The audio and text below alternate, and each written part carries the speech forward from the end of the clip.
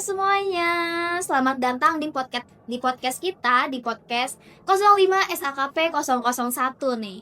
Jadi sebelumnya nih hari ini kita mau ngobrol soal motivasi ya teman-teman, motivasi di dunia kerja.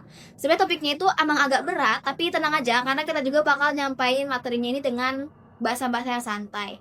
Oke, mungkin kita bisa kenalan dulu kali ya biar kita juga yang semuanya tahu nih sama nama-nama kita. Sebenarnya perkenalkan, nama aku Jihan Kanita Salsabila. Aku bukan semangatnya. Aku Diva Pakuita Wijaya. Kesakan Novi Sani.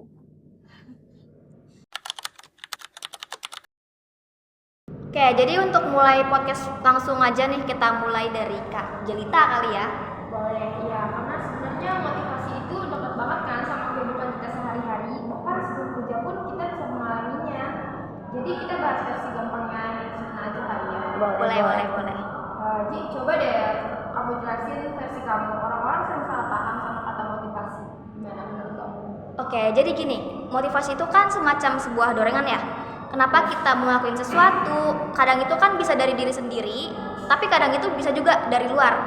Kayak misalnya gini, kalau misalkan kita belajar karena pengen ngerti, nah berarti itu kan dari internal diri kita sendiri kan. Tapi kalau misalnya kita mau belajar karena takut remet, ya berarti itu karena dari dorongan eksternalnya. Setuju banget. Kalau menurutku emang ada dua jenis motivasi. Nggak mungkin salah satu orang tuh cuma punya satu. Iya sih. Dan kadang kita tuh suka nggak sadar asal motivasinya tuh dari mana. Tiba-tiba aja kayak jadi rajin atau kayak jadi males. Nah, kadang kayak aku nggak semangat ya hari ini padahal nggak tahu kenapa juga. Nah, ini lucu ya, karena ternyata motivasi itu muncul gara-gara ada yang belum terpenuhi. Ya itu bener banget sih Jel. Contoh gampangnya gini, kalau misalkan kita butuh uang, ya pastinya kita harus cari kerja kan. Kalau misalkan kita pengen diakui, ya berarti kita harus lebih rajin. Kalau misalkan kita pengen aman, ya berarti kita kerja tetap gitu teman-teman. Iya, dan prosesnya tuh muter. Jadi kayak kita tuh punya kebutuhan, kita juga usaha, dinilai. Terus kalau terpenuhi kita jadi puas, kalau enggak ya kayak balik lagi ke tahap awal gitu. Makanya kadang kita kayak ngerasa kok kerja nih boring banget ya. Karena mungkin kebutuhan tingkat berikutnya tuh belum terpenuhi yang kita ya. Iya, betul. Oke, jadi di teori Maslow ini kita tuh ibaratnya kayak piramida kebutuhan loh sebenarnya ya. Kalau misalkan kita cari yang dari paling dasar dulu nih, makan, minum, sama tidur ya kan. Ini kayak yang kalau dari luar gitu kan. Karena kebutuhan dasarnya. Nah terus naik lagi ke keamanan kayak pengen kerja yang stabil kan sudah BPJS hubungan kita aman. Terus abis itu juga kebutuhan sosial pengen banget punya teman kantor yang gak toksik kan. Iya, terus juga penghargaan, pengen dipuji, pengen promosi, dan yang paling atas tuh kayak aktualisasi diri nggak sih? Kayak aku pengen berkembang nih, tapi kayak pengen ngerjain yang kita suka juga gitu. Iya sih itu bener banget. Tapi pastinya ya, kan tiap orang itu kan kondisinya beda-beda. Gak semuanya itu harus berurutan juga. Tapi yang penting itu konsepnya tuh harus masuk akal gitu loh.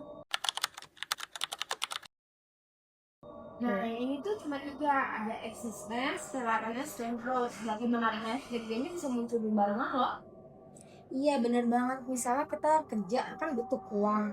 Terus juga tapi kita juga butuh teman. Selain itu kita juga pengen naik level gitu loh.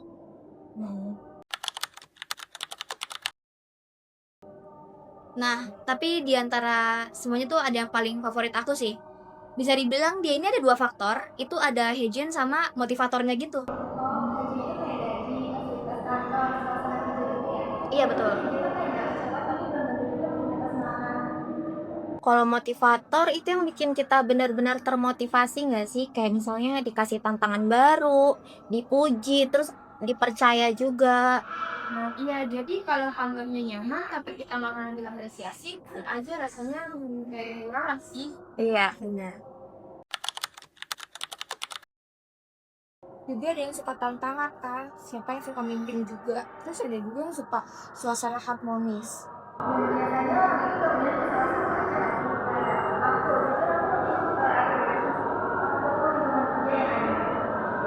Kalau aku kayaknya kombinasi antara achievement sama affiliation deh. Kalau aku kayaknya achievement banget gitu. Soalnya emang jujur ya, aku jujur izin, aku suka tantangan soalnya. Nah, ini yang dibingung banget apa gitu.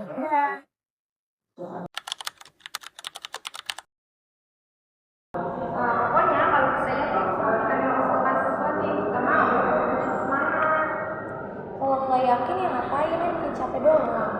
Ini soal keadilan, itu kalau kita ngerasa kayak orang Tapi kalau kita ngerasa teman kita kerjanya dikit tapi gajinya sama tuh kayak langsung males gitu nggak sih?